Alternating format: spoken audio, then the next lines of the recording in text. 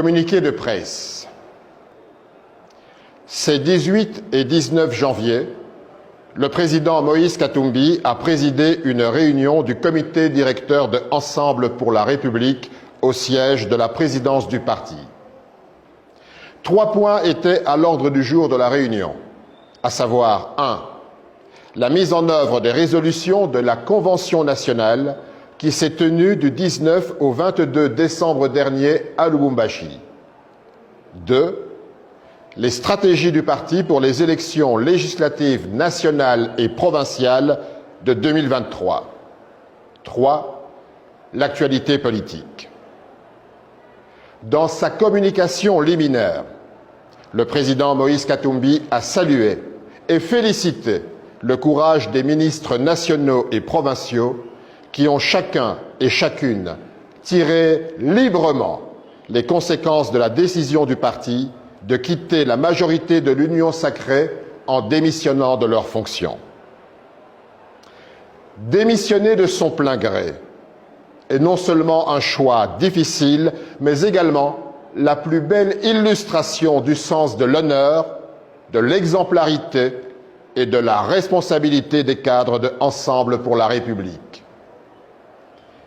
Le président Moïse Katumbi a exhorté tous les membres du parti à s'investir totalement dans la campagne d'enrôlement qui a commencé dans le pays en vue des prochaines élections qui doivent impérativement se tenir dans les délais constitutionnels.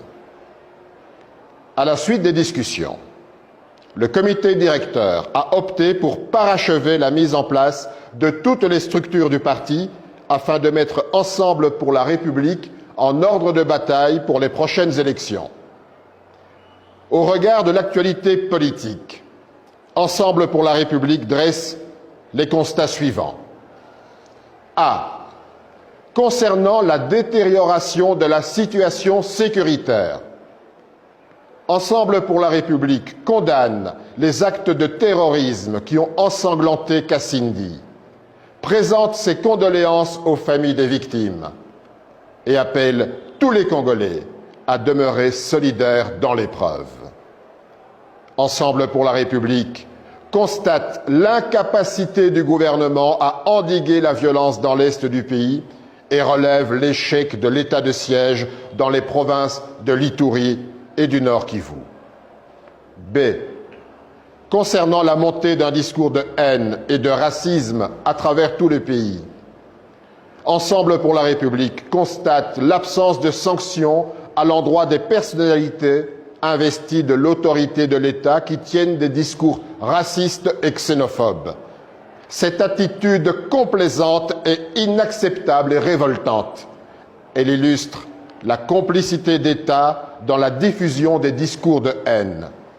Ensemble pour la République usera de tous les mécanismes et instruments légaux à sa disposition pour combattre ce type de dérive qui ruine la cohésion nationale. C. Concernant le pilotage à vue du processus électoral par la CENI et les lenteurs de l'enrôlement des électeurs, au regard des carences et de l'opacité du processus d'enrôlement dans la première ère géographique, Ensemble pour la République constate qu'au rythme actuel, la tenue des élections dans les délais constitutionnels est délibérément sabordée pour exécuter un agenda caché.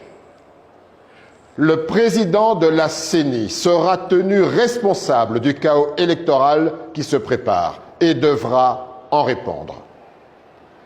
Ensemble pour la République met en garde le gouvernement, à qui incombe l'obligation constitutionnelle de respecter ces délais contre toute manœuvre visant à escamoter des électeurs par un processus d'enrôlement intentionnellement chaotique.